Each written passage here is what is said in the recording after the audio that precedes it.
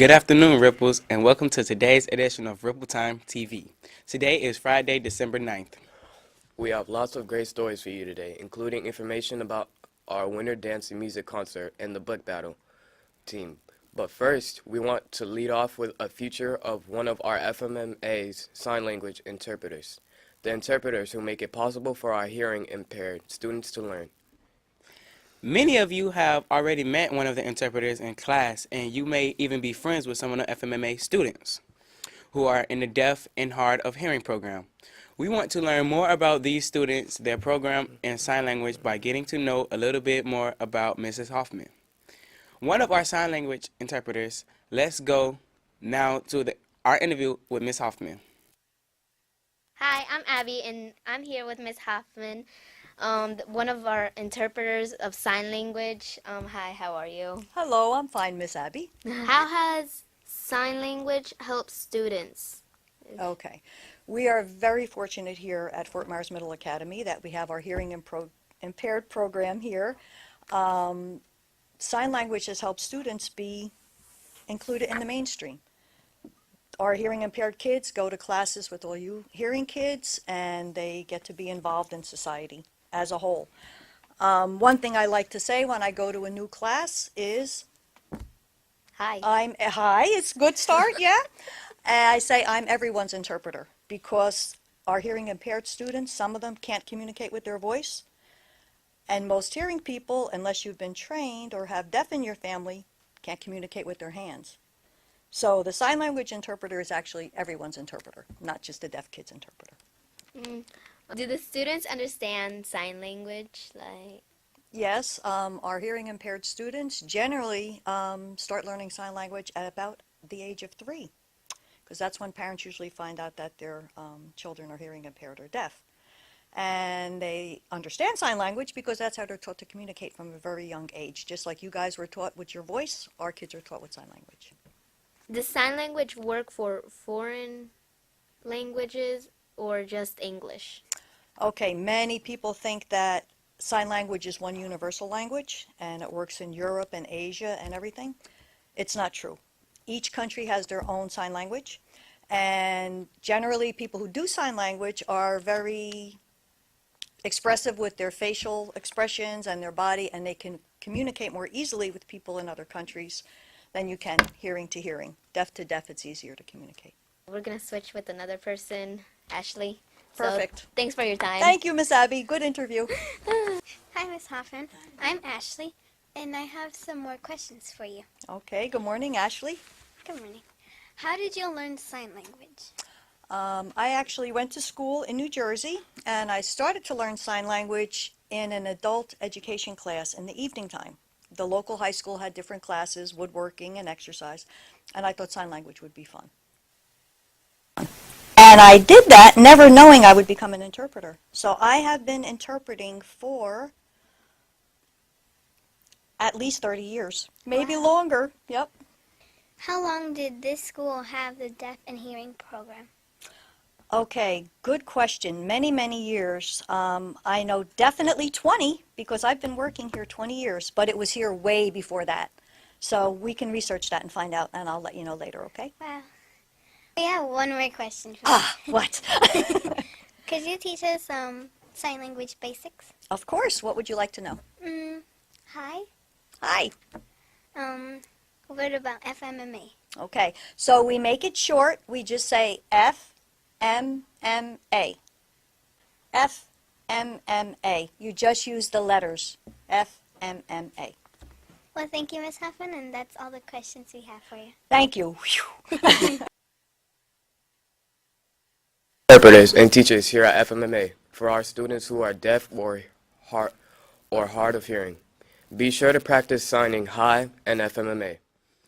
Now, let's talk about one of the best events that happen. Now let's talk about one of the best events that FMMA has each year, the Winter Dance and Music Concert. This year's concert is taking place on Monday, December 19th. Over 180 FMMA students will be performing.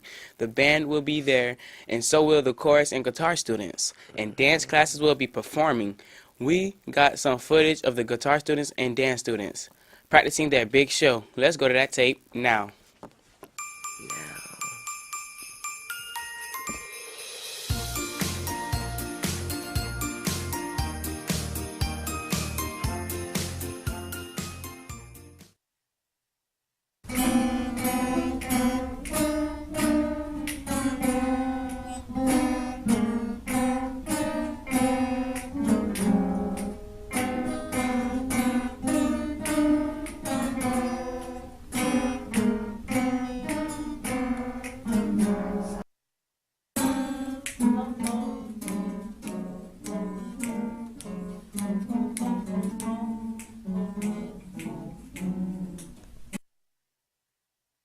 We have a Winter Arts Festival coming up on December 19th, and we're going to showcase our dances that we've been working on. So how many dances do you have to perform? Three. How long have you been working on them? About 2 months, because we did Harrow. Yeah, 2 months.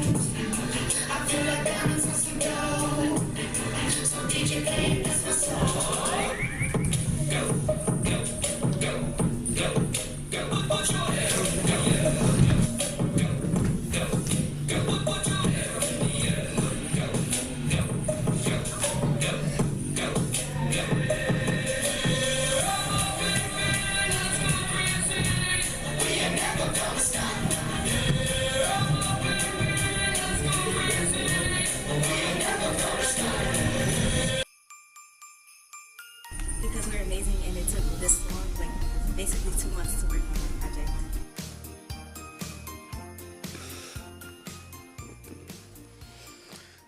You're a bit of Lee Watching the guitar and dance students practice for their concert definitely makes it feel like the holiday season is here.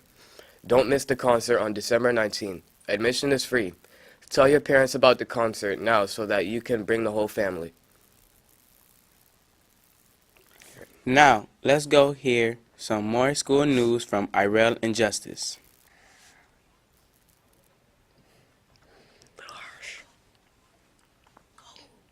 Thanks, Dash and Jaren. We first want to bring you a sport update, students. If you are interested in playing soccer, intramurals start this coming Monday, December 12th. If you're an athletic and insurance paperwork must be turned in to the office. If you want to participate, you can get the paperwork on our school website. Soccer will start Monday and then continue after winter break. Any of you student athletes who participated in a fall sport like cross country or basketball or volleyball, you also need to mark your calendars for our fall sports banquet, which is taking place January 19th after winter break. Your family is invited to this event. See your coaches for more information. Now, maybe you're thinking that your real passion isn't sport. Maybe your passion is books. If so, then we have the team for you, the book battle team. All the Lee Country Middle Schools have a book battle team. All the teams read the same book, and then schools teams compete against each other in spring. You have to answer questions about the book to show how much you know about them. You could win awesome prizes like an iPad. If you think you want to join the book battle team, see Miss Young as soon as possible. She is in room C15, and she would love to give you more information. Now back to Jaren and Dash at the news desk. Thanks, Justice and Irel. Now let's move to some information about this week's wave word of the week. Protractor. Many of you know the word protractor from math. We use protractors to measure angles. The word protractor makes sense because tract means to drag or pull, and pro means ahead or in front of. So it makes sense that a protractor is a mathematical tool that shows the measurement of an angle whose side extend forward in space. Remember to practice your wave words of the week from the other weeks. Learning these wave words will help you excel in academics. Another way to make sure that you excel in academics is to keep yourself healthy. The clinic would like to remind all students and teachers to take extra precautions now that it is flu season. Make sure you always wash your hands with soap and water every chance you get, and especially before eating. If you can't get to soap and water, hand sanitizer is the next best option. Also, if you have to sneeze or cough, direct your sneeze or cough into your shoulder to help prevent airborne germs. You want to also remember to do things like wipe down your phone or door handles daily, since those are common places where we pick up germs. Now let's go to some more news with Ashley and Wes at the side desk. Thanks, Dash and Jaren. We want to let you know about some birthdays that happen around campus this week. Those students listed on your screen now celebrate their special day sometime this week or weekend. Be sure to wish them a happy birthday. We also wanted to let you know what's being served for lunch today. Today's menu consists of pasta, spirals, garlic toast, tossed salad, green beans, fruit, and milk. Remember that FMMA has a food share table in the cafeteria. If you get items in the line that you decide you no longer want, you can place those unopened items on the food share table for others to enjoy. Want to know something else you will definitely enjoy? The FMMA High Tide Yearbook. Yearbooks are on sale for $20. Maybe you should put the yearbook on your holiday wish list. You can see Miss Scribner for more information or you can buy a yearbook during the lunch shift. Yearbooks are awesome because 30 years from now, you will be able to look back at the pictures of what everyone was doing in middle school and what everyone looked like. Yearbooks capture history. Speaking of history, let's bring a quick fact about what happened on this day in history in December 9th. On December 9th, 1965, the TV special A Charlie Brown Christmas premiered on TV for the first time. Also, on December 9th, 1981, Whitney Houston and Michael Jackson took home awards at the second annual Billboard Music Awards. Finally, on December 9th, 2013, the Chicago Bears retired famous NFL coach Mike Dick's jersey. Don't forget yearbooks capture history just like this. Make sure you buy yours. Now back to Jaren and Dash. Thanks, Wes and Ashley. Students, keep in mind that there are only 2 weeks of school left before the holiday break, and the last 3 days before winter break will be early dismissal days, where you take your exams. Make sure you have all your grades where you want them to be, and that you are starting to think about studying for your exams. Remember also to follow at Fort Myers Middle on YouTube, Twitter, Instagram, and Facebook.